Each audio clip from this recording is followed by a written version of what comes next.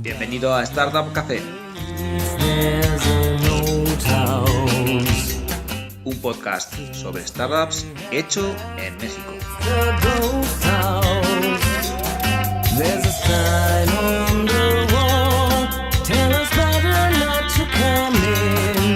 Bienvenidos a un nuevo programa de Startup Café. Ya estamos aquí de nuevo tras un par de semanas de ausencia provocadas por la intensidad de algunos proyectos.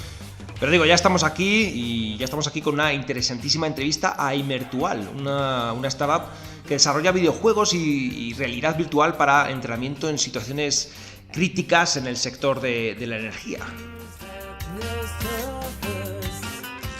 Buenos días Javier, buenos días Erasmo. Estamos aquí con Javier Rayón, con Erasmo Rayón, Javier fundador de Imertual y CEO, y Erasmo lead designer, ¿verdad? Perfecto. Oye, Javier, vamos al grano. He oído que Imertual salva vidas gracias a juegos, ¿no? ¿Cómo es esto? Explícanos un poco más. Claro. Nosotros prevenimos incidentes en hidrocarburos utilizando efectivamente ludificación y realidad virtual, entre otras tecnologías. Cuando tuve la oportunidad de colaborar con Pemex, noté que ante procesos de alto riesgo, como el manejo del amoníaco, requiere responder de una forma efectiva en 3 minutos o menos. De lo contrario, fatalidad. Y para capacitación en esos campos de procesos de alto riesgo, hasta el día de hoy en la industria mundialmente se utiliza, imagínate, PowerPoint, manuales de este grueso que no se leen a detalle, simuladores viejos, y por lo tanto nosotros hicimos una alternativa. Esto es, misiones muy enfocadas de acuerdo al nivel de conocimientos de cada persona frente a nosotros. De ahí viene el componente lúdico. Y también el utilizar realidad virtual te permite practicar estos procesos de alto riesgo, pero de una forma segura. Esto es parte de nuestra secret sauce, esta combinación. Oye, Erasmo, cuando alguien que está en entrenamiento, entiendo que un entrenamiento para enfrentarse a una situación de riesgo, de peligro, utiliza sus herramientas, ¿qué se encuentra exactamente? ¿Se encuentra delante de una pantalla, delante de un dispositivo? ¿Cómo es? Por ejemplo, nosotros diseñamos entrenamiento para lo que son choferes. Cuando hicimos nuestra investigación de campo en una empresa de hidrocarburos que construyen sobre todo infraestructura, ellos, por ejemplo, tenían que hacer desplazamientos como de unas 4 horas, así en medio del desierto. Entonces, tienen también el problema de que la mayor parte de los incidentes que tenían en el camino era debido al error humano, que no respetaban los señalamientos, que a veces iban conduciendo con sueño, cansados, enfermos, y por eso chocaban. Entonces, nosotros lo que diseñamos fue, digamos, una cabina de realidad virtual, como las que luego ves en los arcades, maquinitas, cosas así, en las que precisamente tienes un visor y estás viendo una carretera muy similar a la que estos personal ven en su vida diaria. Desiertos, un poquito de la carretera, también los cactus, cosas así bien ambientadas. Y también quisimos de que fuera muy apegado a la realidad que ellos viven. Los terrenos por los que ellos están no siempre vienen pavimentados. A veces tienen que subir colinas, así que no vienen, que el terreno es así increíblemente peligroso. No hay nada de señalamientos. Entonces teníamos que recrear todo eso en medio de, digamos, un videojuego, que ya lo puedes poner en una computadora, de la computadora lo pasas al visor, y en el visor andas pues viendo todos esos escenarios. Ahora, como finalmente los usuarios eran adultos que no estaban muy familiarizados con esta tecnología, tampoco podíamos abrumarlos con una cosa así súper complicada que no iban ni a entender. Porque también algo que siempre tuvimos en mente al momento de diseñar esto era que tenía que ser algo muy sencillo. Algo que la gente no requiriera una explicación así súper complicada para ver cómo funcionaba esto. Entonces los poníamos a hacer ejercicios más sencillos como nivel 1, aprende a frenar. Nivel 2, aprende a dar bien las vueltas. Nivel 3, así. Íbamos como paso a paso y cada vez le íbamos agregando más complejidad a todos estos escenarios. Por lo tanto, son, digamos, simuladores de la realidad, de determinadas situaciones en los cuales el cerebro del usuario, ¿no? Del que está aprendiendo, ya ha vivido esto y ya la siguiente vez, ¿no? Ya le va a tocar de otra forma. Es como yo que vengo de fuera, cuando hay un temblor, pues hombre, no es lo mismo como vives el primer temblor que cuando ya has vivido unos cuantos y ya sabes más o menos cómo reaccionar, ¿no? Se basa en esto. ¿Cómo se les ocurrió la idea? Correcto. Bueno, Erasmo y yo somos apasionados de los videojuegos desde que tenemos memoria. Aprendimos inglés así en los videojuegos incluso. Entonces, al principio es lo de siempre, las mamás que te dicen, oye, hasta esta hora o solo los fines de semana, no vas a vivir de esto. Y ya más adelante tuve la oportunidad de participar en una competencia internacional y gané, afortunadamente, el primer lugar. Entonces dije, wow, quizá hay potencial en esto, en uno de esos Startup Weekend de videojuegos. Y ya después de eso, Erasmo y yo estudiamos la carrera de diseño de videojuegos formal ante la SEP. Hemos sido de las primeras generaciones formales porque ya la industria es bastante compleja, afortunadamente. Aunque en México apenas lo vemos como, wow, podemos vivir de eso, en realidad es algo que lleva décadas fuera del país. Y además de eso se combina con la reforma energética que ocurrió apenas en esta sección. Es decir, por primera vez se abre la industria de la energía aquí en México para que startups como nosotros podamos participar, capitales privados, al mismo tiempo que se está profesionalizando la industria de los videojuegos. Es entonces cuando vi esa oportunidad de, si nos apasionan los videojuegos y a mí además siempre me ha encantado resolver problemas del mundo real, hacer el mundo mejor, dije, es ahora el momento, esta es la intersección histórica. Nosotros también siempre hacemos la distinción que... retomando lo que ahorita nos preguntabas, nosotros no hacemos simuladores. Hay como una diferencia muy fina en lo que es un simulador y lo que nosotros hacemos. Un simulador, por ejemplo, tiene el objetivo de retratar lo más posible que se pueda la realidad. Digamos, si ves un árbol, que así la hojita del árbol, hasta de una forma milimétrica, se parezca lo más posible a un árbol, a una hoja de un árbol en la vida real. Nosotros no nos apegamos tanto a eso, porque nuestro objetivo principal es entretener y educar.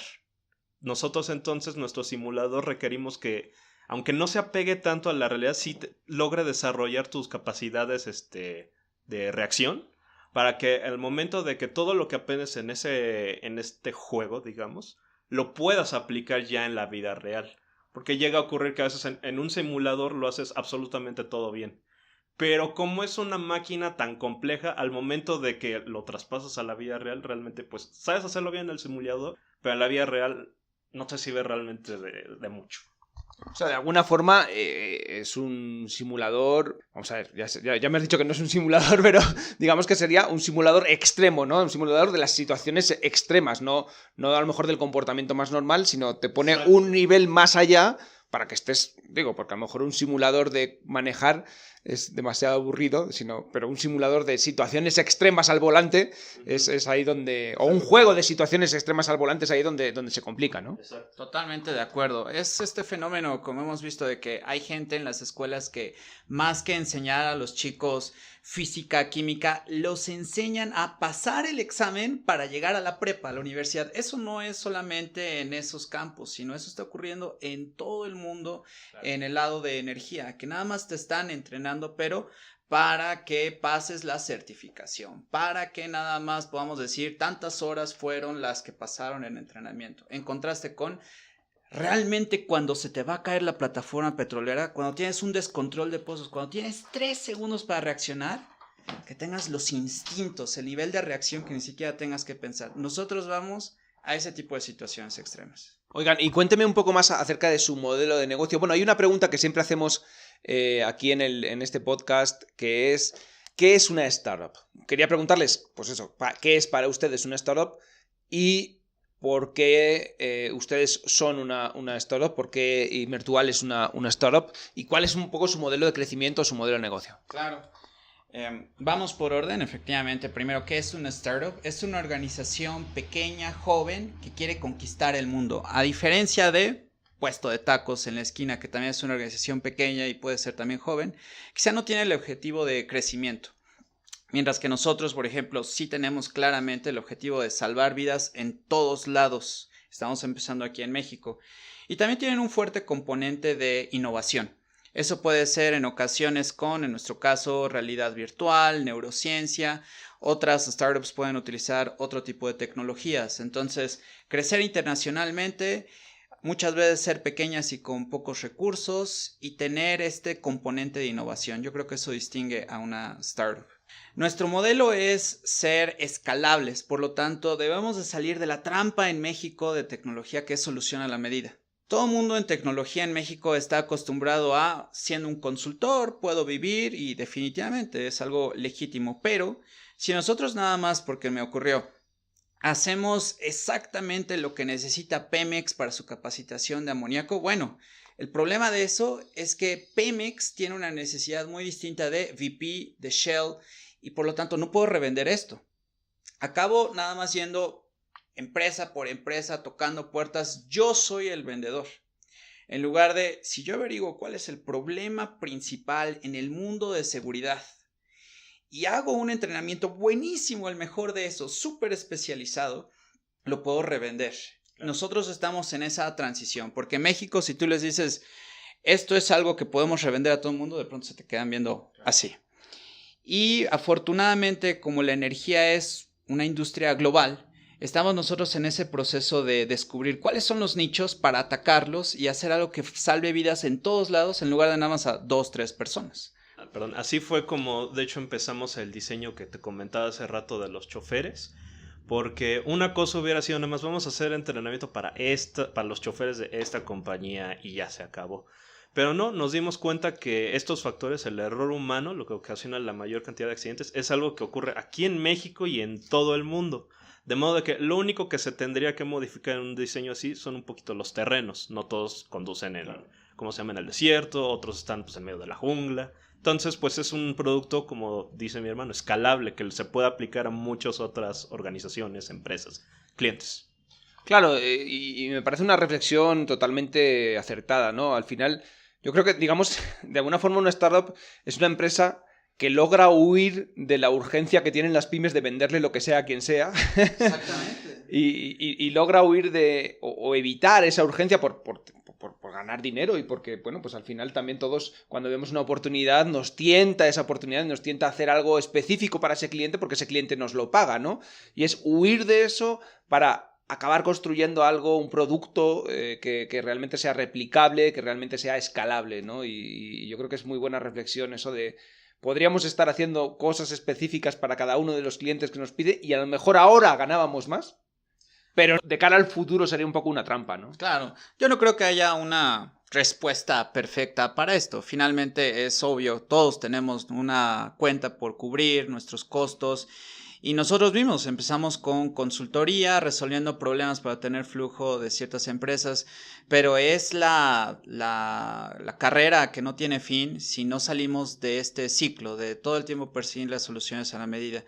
Y eso es algo que cada empresa resuelve de forma distinta. Por ejemplo, el modelo en Estados Unidos es, tú no te preocupes de ventas, de utilidad en este momento. En Silicon Valley con inversión puedes sobrevivir 3 años si quieres, 5 años y no pasa nada. Eso no funciona en México. Claramente, no está a ese nivel de inversión. Entonces también debemos de avanzar con cuidado. En nuestro caso, por ejemplo, hemos aprendido esta necesidad de salir de la trampa de todo el tiempo solucionar la medida, bueno, con la experiencia. Tristemente no había muchos espacios como estos donde podemos conocer otros emprendedores, donde podemos aprender de cómo escalar. Y por eso, pues claro, les compartimos a otros lo poquito que hemos aprendido para que no siempre estén en esto de perseguir la papa, porque nunca salimos de esa trampa si queremos crecer. Claro, pero una cosa es tener la voluntad y otra cosa es tener la capacidad económica para aguantar, para seguir invirtiendo, para seguir investigando, para seguir moviéndote en el mercado, ¿verdad? ¿Cómo? Y esto, bueno, luego entramos también en esa parte de inversionistas, de capital, etcétera. Pero antes de eso, ¿cómo está respondiendo el mercado a Imertual? ¿Qué clientes tienen? ¿Qué perspectivas tienen en este sentido? Tanto en México como no sé si han tocado alguna puerta a clientes en otras partes del mundo. Claro. Pues definitivamente es un campo, como siempre decimos en México, con oportunidades, pero casi casi avanzas un paso adelante y luego un paso atrás, como es lo natural de emprender. Entonces, este proyecto que tuve la oportunidad de hacer con Pemex fue un parteaguas porque ni siquiera había salido el Oculus Rift en esa ocasión, apenas era el prototipo DK2. Y era un momento entonces interesante tanto desde el punto de vista tecnológico como desde el punto de vista de que apenas se estrenaba la reforma energética en este sexenio. Después de eso hemos también combinado con publicidad, lo que mencionábamos para tener el flujo. Algunos clientes como Royal Canin, que es la número 1 de veterinaria, también querían realidad virtual, entonces claro que ahí tuvimos esa experiencia muy interesante en el Congreso Veterinario de León, el evento más grande de América Latina, y la gente fascinada porque era la primera vez que podía ver el laboratorio de Francia estando ellos aquí en México. Después de eso nos colamos al evento más importante de hidrocarburos porque, bueno, no solamente aquí en México, sino la industria en general de energía, pues está acostumbrada, vamos, las personas de siempre, las empresas de siempre, un club muy cerrado, y de pronto nosotros vamos al evento más importante de Midstream. Hidrocarburos se divide en 3 partes: en upstream, la extracción del hidrocarburo, por ejemplo las plataformas petroleras. Después está midstream, que es el transporte y almacenamiento, y finalmente está downstream, que es ya llegar al consumidor en la forma de gasolinerías. Nosotros nos colamos al más importante de midstream. Tú eres obviamente uno de los miembros de esta organización. Sí, claro, ahí vamos hasta con nuestro smoking y demás. Sí, el único chavo de 29 años, pero bueno. Y fue una validación muy interesante porque, a diferencia de otras organizaciones, bueno, nosotros no tenemos nada más que nuestro enfoque original. No tenemos ni los contactos, no soy hijo de nadie, vamos, de VP. Y aún así, el vicepresidente de China Petroleum, en otro evento, el ministro de Recursos Naturales de Canadá, dijeron, oye, es que esto es maravilloso. En otra oportunidad tuvimos la oportunidad de ir a la NASA, también fuimos invitados a Cupertino, a la oficina central de Apple, porque todos están con la efervescencia de realidad virtual. Aquí hay algo, pero no sabemos muy bien cómo aprovecharlo. La combinación de realidad virtual, lo lúdico y para estas situaciones de vida o muerte es lo que está llamando la atención en el mundo, pero ahora eso, concretarlo en productos, en servicios, esa es la aventura y ahí es donde nosotros estamos chambeando. Y que de hecho creo que es algo común con respecto a otras áreas que están en la frontera, que otras áreas que están, digamos, en lo más novedoso, ¿no? Pues el Big Data o la inteligencia artificial o el blockchain. Todo el mundo habla de ello, pero luego cuando te metes a sectores, a áreas de actividad específicas, a veces cuesta un poco ver cuáles son los casos de uso reales, ¿no? Para qué se aplica en esta industria en concreto, ¿no? Y creo que ustedes están haciendo esa parte muy bien. ¿Y cómo reaccionan los usuarios? La gente que de alguna forma, pues eso, el usuario final, la persona que va a recibir una formación, una capacitación, ¿cómo reaccionan? De hecho, cuando hicimos nuestro estudio de campo, sí, mostramos un prototipo de todo el diseño que íbamos a hacer para los trabajadores. Y primero sí había como un cierto, como, no tanto rechazo, sino que no entendía. Es que como esto es entonces entrenamiento, pero que no es un pedazo de papel, no me estás enseñando un manual. ¿Y me va a divertir? O sea, ¿en serio sí se puede hacer eso? O sea, había como una confusión de, ¿en serio esto es posible? Claro. Y es que, pues, algo muy impresionante también fue de que es que las cosas a las que están acostumbrados estas personas a los que tratamos de capacitar es algo que pues nunca nos habría pasado en la cabeza. Por ejemplo, cuando se andan construyendo todas estas infraestructuras, está siempre los gasoductos, está siempre esta superstición pero bien marcada que a fuerza alguien se va a morir. Pase lo que pase, alguien se tiene que morir. Eso lo piensan los operadores y los ejecutivos. Y entonces cuando ya así ha sido históricamente. Claro. Exacto, exactamente. Pero también se han acostumbrado tanto a eso que dicen, hagas lo que hagas, ya no se puede prevenir absolutamente nada de esto. De modo que cuando nosotros les llegamos con una alternativa de, mira, está esta otra forma de entrenamiento que es mucho más segura, que va a evitar que la gente ya ande en la babazonia y se meta en estos accidentes, entonces dicen, ¿a poco sí es posible? A ver, cuéntame más. Sí hay como que interés en saber más de nuestro producto, del servicio que estamos tratando de crear. Porque me imagino que al final un entrenamiento interactivo como el suyo tiene que atraer mucho más el interés, la atención y de alguna forma también aprendes de forma diferente. Tienen razón, yo he sufrido, pues en fin, capacitaciones corporativas, etcétera, donde pues a veces... mientras estás haciendo otra cosa vas pasando las diapositivas o vas completando los test que un poco con sentido común se completan y quizás estás aprendiendo algo, pero desde luego no estás inmerso en esa capacitación o en ese entrenamiento, ¿no? Eso, vamos, yo sí lo veo bastante claro. ¿Y qué otras aplicaciones ven para el futuro o cuáles son las líneas, digamos, por donde quieren seguir avanzando? Claro, de entrada no hay que casarse con una tecnología porque toda empresa, startup o más grande de pronto comete el error de siempre el modelo de blockbuster va a ser el bueno, o Kodak también pensaba siempre las cámaras van a ser lo máximo. ¿Qué es esta otra cosa de streaming o digital? Igualmente nosotros corremos el riesgo. Si hoy vemos con mucho potencial realidad virtual, el día de mañana puede que no le hacemos caso a otra tecnología. Por eso con nosotros tenemos principios más que matrimonio con una tecnología. Y esos principios son la ludificación, enganchar las emociones. Si tú tienes la atención 100% de una persona, ya estás del otro lado. Ahí lo puedes utilizar para tantas cosas. Y del otro lado, neurociencia. Tenemos también, además de nosotros que somos diseñadores de videojuegos, un científico especializado en neurobiología, el doctor Rayón, que es oftalmólogo militar. Al entender claramente, un ser humano, en el caso del gas, una cosa es de que lo haga perfectamente el entrenamiento con la realidad virtual, pero cuando está realmente la fuga de amoníaco, fisiológicamente es otro nivel de reacción. Sus reflejos no son los mismos. Eso lo tenemos que considerar nosotros. Entonces, casarnos con los principios de ludificación y neurobiología, el comportamiento humano, nos abre un montón de oportunidades y por eso sí tenemos otras en mente. Obviamente lo primero es energía. Pero también está, el campo de aprendizaje más amplio. Ahí hay oportunidades y estamos prestando atención para ver qué otra cosa podemos pegarle. Está muy interesante. Oye, una experiencia propia. Yo que ya tengo unos años en esto, viví todo la explosión de Second Life. Ah, wow.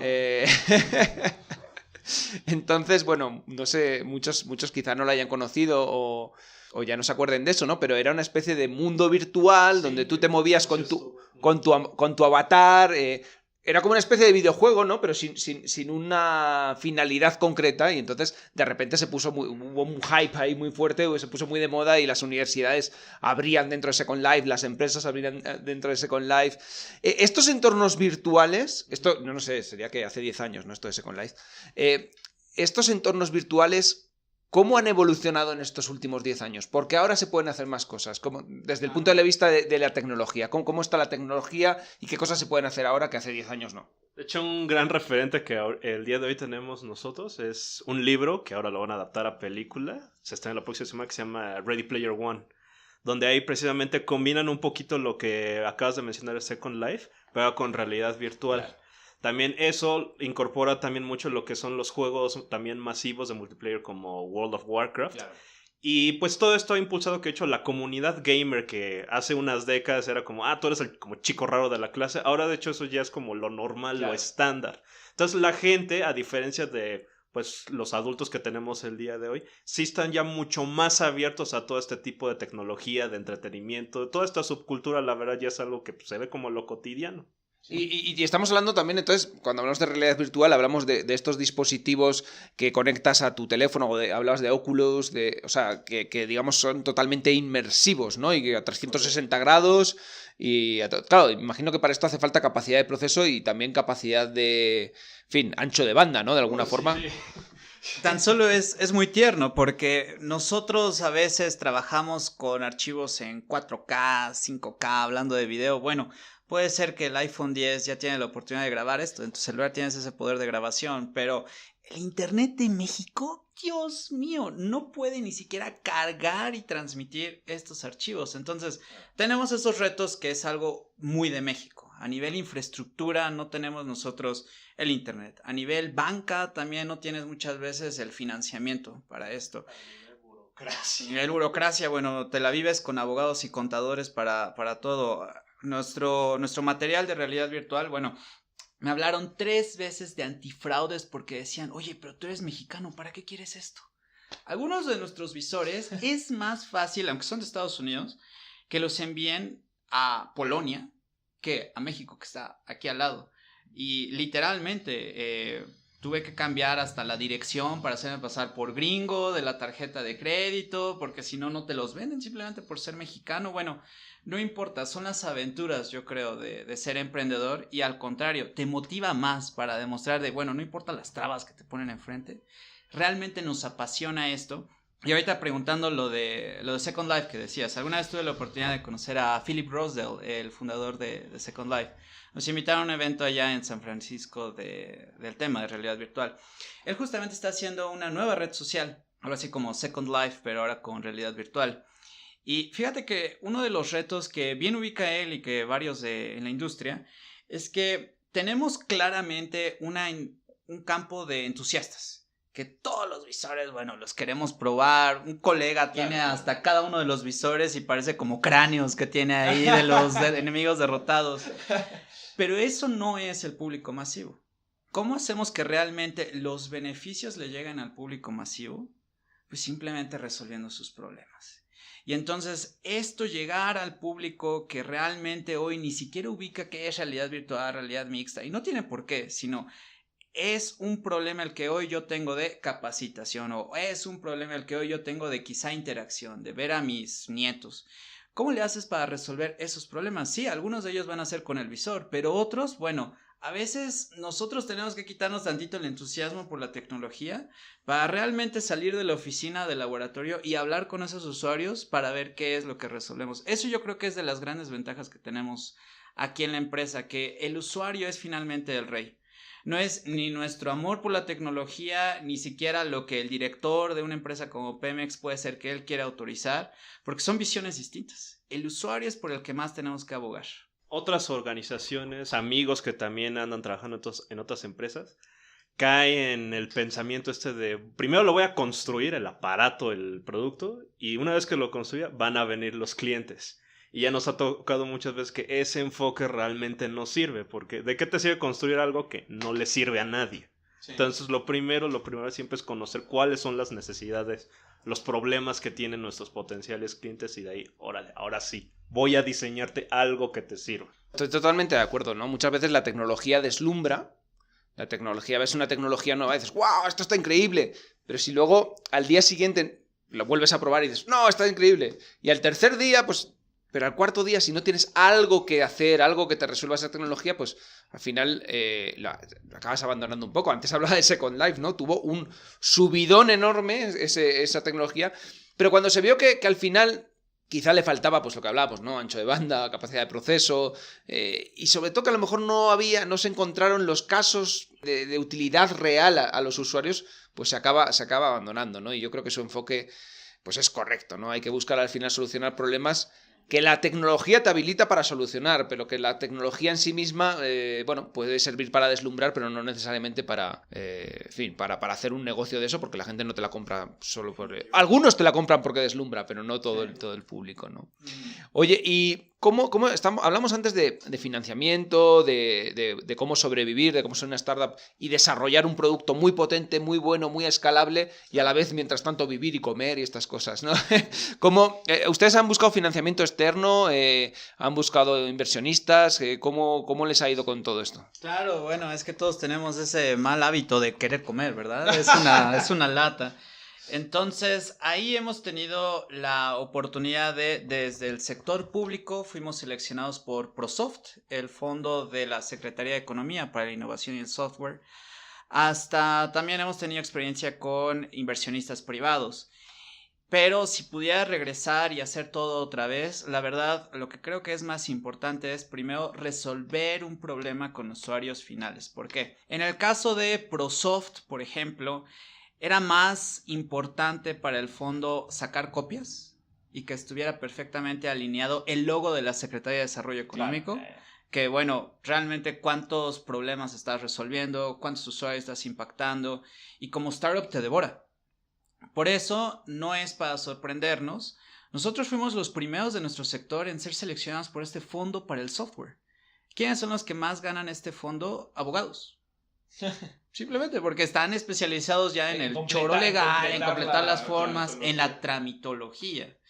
Entonces, Claro que es útil, finalmente nos permite equiparnos, pero finalmente como este espacio que yo aprecio mucho es para emprendedores, muchos a veces enamoramos de las convocatorias públicas y hay que tener cuidado. Hay que preguntarse, a ver, ¿es realmente algo compatible con mis metas que yo tengo como startup? ¿Me ayuda, me impulsa hacia esa dirección o me va a distraer? Porque si te va a distraer, entonces aguas. Lo más fácil es ganar una convocatoria. Lo realmente difícil es después justificar el seguimiento. Bueno, ese es del lado público. Ahora, del lado privado, ha habido también efervescencia porque vamos, realidad virtual y tuvimos una oferta de adquisición, pero México es muy joven. Realmente esto de capital semilla, de startups, tiene mucho menos tiempo aquí en México que en otros países. Por lo tanto, no es tampoco tan profesional ni de nuestro lado, ni tampoco del lado de los inversionistas. Entonces, nos pedían, por ejemplo, 50% de la empresa.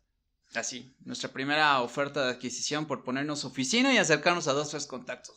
Uno que no tiene nada claro, que está tentado, pero afortunadamente nuestro socio, el doctor Guillermo Aguirre, él fue director del CONACYT, de tecnología, ha sido profesor del MIT, ha vendido empresa.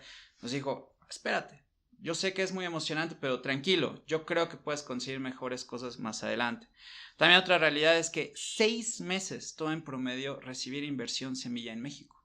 Cuando en Silicon Valley es, vamos, hoy conoces a alguien y en 2 días ya puede que está la primera inyección de capital.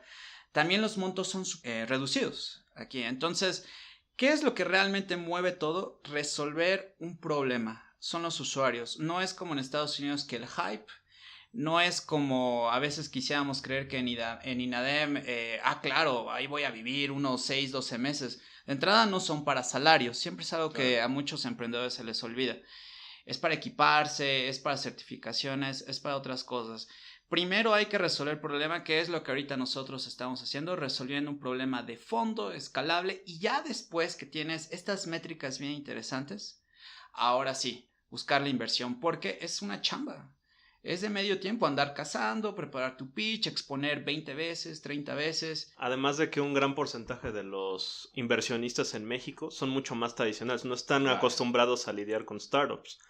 Pides, por ejemplo, dinero y una startup que se acaba de formar hace 1 o 2 años, necesito los estados de cuenta de hace 15 años. No, pues hace 15 años yo seguía en la escuela, no tenía ningún estado de cuenta. No, claro, una startup hay que comprarla en base a proyecciones futuras y al potencial que tiene. Exacto. Y una empresa tradicional inviertes en ella en función del histórico. Entonces, claro, son 2 realidades absolutamente diferentes, ¿no? Sí, y aquí en México, pues desafortunadamente todavía no queda claro de que, a ver, esto es una startup, así funciona y así es como crece. Todavía lo ven como un negocio más tradicional y por lo mismo quieren invertir en de una forma pues más tradicional y por eso los tiempos son mucho más largos, condiciones mucho más locas, entonces pues todavía no hay un buen balance entre lo que queremos y lo que ofrecen.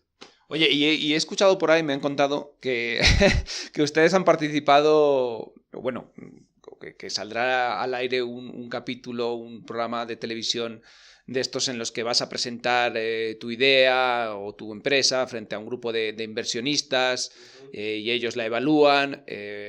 Bueno, creo que no puedo decir el nombre del programa, pero, pero bueno, más o menos ya entendemos cuál es cómo funcionan estos programas.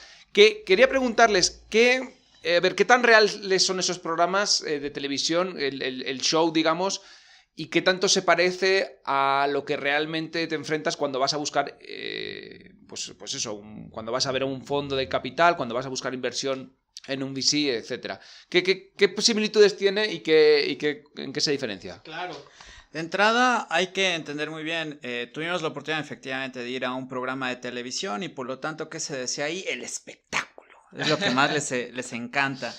Y lo nuestro, por ejemplo, pues sí tiene afortunadamente su componente de impresionante a nivel visual, a nivel idea, pero siempre debemos de entender muy claro a quién vas a hacer el pitch, quién es el inversionista del otro lado. Y yo creo que eso es igual tanto en la realidad como en las cámaras.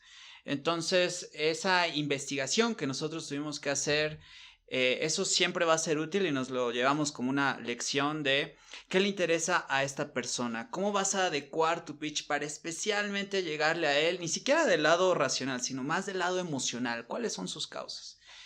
Y eso es algo común en los dos lados. Hay muchas veces que tristemente nosotros nos ha ocurrido que apostamos al volumen de, bueno, tienes el mismo deck, tienes el mismo pitch y a 300 fondos. Al contrario, hay que seleccionar muy bien, vetar e incluso a muchos decirles que no. ¿Sabes qué? No tengo tiempo. ¿Sabes qué? Como que no embonamos. Y en el caso de este programa de televisión, bueno, nosotros hicimos nuestro cálculo de, a ver, en México tecnología realmente no es algo que les interesa mucho, que saben mucho, pero esto es algo de proyección internacional. Y eso nos ayudó muchísimo. Y eso yo creo que hay que buscar mucho como startups. ¿Qué te puede hacer brillar, sonar a nivel internacional? Entonces, para nosotros prepararnos para esta competencia, porque fueron 3 rondas de eliminación entre startups de todo el país, nada más son seleccionados 0.3% de todas las que aplican a nivel nacional. Tuvimos que conseguir asesores que supieran de inversiones y fue bien interesante porque uno de ellos, por ejemplo, alemán, un inversionista alemán, nos decía, oye, pues es muy obvio, simplemente pide $5 millones porque es lo que necesitas para hacer una startup de nivel con tu tecnología. Y bueno, pues cuando ya hicimos el pitch ahí en televisión para estos inversionistas mexicanos, pues se fueron para atrás. ¿Cómo crees que tanto dinero? Pues es que está de locos porque pues estás muy chiquito y no. Hay formas para evaluar una empresa. Entonces también eso es buenísimo entender que en cada espacio se requiere una diferente forma para evaluar la empresa. Aquí en México todavía hacemos simplemente una proyección de ventas. Sí. Aquí en México es... No, y además una proyección de ventas, aquí en México te piden muchos inversionistas una proyección de ventas basado en ventas actuales, digamos. O sea, no ni siquiera en cómo está el mercado o cómo va a estar la tecnología, sino cuánto estás vendiendo ya. Sí. Y me creo que vas a multiplicar eso por X. Pero... Exactamente, es nada más 4X, 6X, ya los muy aventurados. Ese es el esquema tradicional para evaluar tu empresas. Tomas tus ventas del año pasado, lo multiplicas por un factor de 4X, 6X, de acuerdo al promedio de adquisición por otras startups parecidas, que en México hay muy pocas adquisiciones, entonces realmente no tienes muchos referentes. Y si utilizas aquí referentes internacionales, bueno, pues ya depende de si el inversionista está dispuesto a creer que puede haber este tipo de adquisiciones internacionales contigo. Pocos realmente en México lo creen. Mientras que internacionalmente es bien interesante notar la comparación. Si utilizan esto de evaluación por factor de ventas, el alemán nos dijo, bueno, aquí en Alemania podemos tomar 16X. Fácil. Sí, fácil. Sí, sobre todo con videojuegos, pues sí, es normal, vamos. Pero hay otros esquemas, por ejemplo, simplemente el equipo. ¿Qué tan buen equipo tienes? Claro. Hay gente que cree más en la gente que has reunido en tu equipo e incluso la tecnología o el problema que hoy están resolviendo. Entonces hay que cuidar estas cosas, tanto entender muy bien hacia qué audiencia, qué inversionista vas, personalizar muy bien tu pitch y finalmente seleccionar cuál es el método de evaluación que van a utilizar de acuerdo a con quién estás hablando. Oye, y entonces, claro, una clave para ustedes y para cualquier empresa que sea muy, muy fuerte en tecnología es ser cuanto más global mejor, ¿no? En fin, y sobre todo de cara también a los inversionistas. ¿Cómo están haciendo para intentar seguir un camino hacia ser más internacionales, más globales? ¿Qué pasos están dando? De hecho, lo que habíamos comentado anteriormente de ser un negocio escalable, identificar un problema que no solo lo tengan, por decir algo aquí, la colonia en Roma, sino primero todo México y ahora. Eso es un problema que también se aplica a otras diferentes industrias y de ahí ya podemos crecer. Por ejemplo, el problema de los choferes, como te dije hace rato, es algo que hay aquí en México, que hay en China, que hay en todos lados. Entonces, si logramos resolver ese problema, pues fácilmente nos permite expandirnos a otros mercados y así crecer. Sí. Algo que nosotros aprovechamos mucho es el conocimiento de nuestro socio que mencionaba, el doctor Aguirre, porque él afortunadamente ha visto empresas exitosas de mexicanos. Es bien curioso, como Del Toro tan solo acaba de ocurrirle en el cine. Exacto. De pronto sales de México y ¡wow! Es un exitazo. Y también del mundo de tecnología. Ha habido empresas, no sé si has visto alguna vez CSI, ya ves que de pronto tocan en algún lugar y ya encontraron el crimen por su ADN. Sí. Esa tecnología fue inventada por un mexicano. Imagínate, el doctor Goldberg, que el doctor Aguirre es su cuate, entonces nos dijo, bueno, siempre hay que entender muy bien que hay que resolver problemas. Y hay un libro muy bueno sobre este tema, Disciplined Entrepreneurship, emprendimiento disciplinado, que plantea tienes que irte primero a un microsegmento, resolver muy bien claramente sobre una persona 20 a 30 años, hombre que tiene este problema y que se encuentra en tal lugar, y pensarlo como boliche. Es decir, tienes que irte a un problema que sí, lo vas a resolver primero y evaluar, a ver, una vez de que lo resuelvas, ¿va a tirar los otros bolos que están al lado? Si no tiene eso, ni siquiera si es algo ya demasiado acotado que no te va a resolver nada más, entonces es solución a la medida y cuidado, mejor no te metes ahí. Al contrario, si esto le vas a pegar y te va a ayudar a resolver otros, esa es la forma de escalar. Ahora sí que, como siempre dicen, think big, start small. No, súper interesante. La verdad es que creo que hoy se me va a ir un poco el tiempo de la entrevista porque me está gustando mucho lo que escucho. Oigan, ¿y cómo se ven ustedes en 5 años? Órale, en 5 años. Bueno, de entrada esperemos que sigamos vivos, ¿verdad? Es mucho tiempo, pero afortunadamente lo que creo que tenemos es la certeza de que estamos dando en un problema muy importante y que responde a nuestras pasiones. Entonces vamos a seguir obviamente trabajando en eso. Tenemos también muy en mente que la adquisición es algo que puede ocurrir. Entonces no es lo más importante. Lo más importante es seguir salvando vidas, seguir resolviendo. Pero ya tenemos que orientarnos hacia algo internacional. Porque México es afortunadamente un gran lugar para empezar, tenemos gente muy talentosa, pero la gran batalla está allá afuera. Como siempre dice Jon Snow en Game of Thrones, the real battle is north. Sí, siempre es lo que le digo al equipo. Se aplica muy bien aquí para The México, real ¿no? battle is north. Sí, hay algunos riesgos que verdaderamente nos amenazan como especie. Por ejemplo, ahí viene enfrente esa transición a otras formas de energía. Nuclear es algo que siempre ha tenido el potencial, pero nos da miedo. Bueno, ¿qué tal sería si pudiéramos nosotros enviar robots para trabajar eso, controlados por realidad mixta? Es algo que técnicamente ya es posible, pero tristemente pues se requiere que todavía alguien lo chambee. Entonces, seguir trabajando en esto, en las diferentes líneas de negocio que nos va a abrir, claro que vamos a seguir trabajando en eso. Y también si encontramos aliados estratégicos para una adquisición que permita crecer esto, llevar esto mucho más rápido a más personas para salvar vidas, es algo que tenemos contemplado también, nos interesa.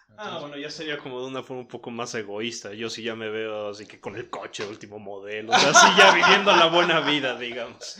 Está bien eso. Hay que ser sinceros. Sí, viviendo la buena vida. Pero es que además, sobre todo, pues en algo que finalmente disfruto. No quiero en 5 años pues andar en un trabajo que, ching, esto como que no es lo mío, sino pues diseñando, contribuyendo precisamente a algo en la humanidad, como bien lo decimos en el lema de nuestra compañía, salvando vidas con videojuegos, pues sí, dedicándonos a lo que nos gusta. Qué padre. Bueno, no, y eso es ser un emprendedor también, ¿no? Poder construir el trabajo a tu medida y el trabajo que te gusta y hacer aquello que te apasiona. Oigan, y una cosa que siempre pregunto a los invitados que tengo la suerte de tener aquí en este podcast: si no estuvieran en Imertual, si no estuvieran en realidad virtual, si no estuvieran en juegos para entrenar gente, incluso para salvar vidas, ¿en qué otra cosa les gustaría o les hubiera gustado o aconsejarían a alguien que se metiera? ¿En qué otro sector, en qué otra tecnología, en qué otro segmento? Claro.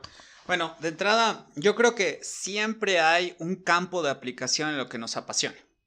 Entonces, personalmente, ¿qué me encanta? La narrativa. Adoro escribir y en buena medida parte de lo que hoy hago tiene que ver con escribir. Yo creo que soy el único loco que a cada rato dice, hay que documentar las cosas y todo el equipo me ve así.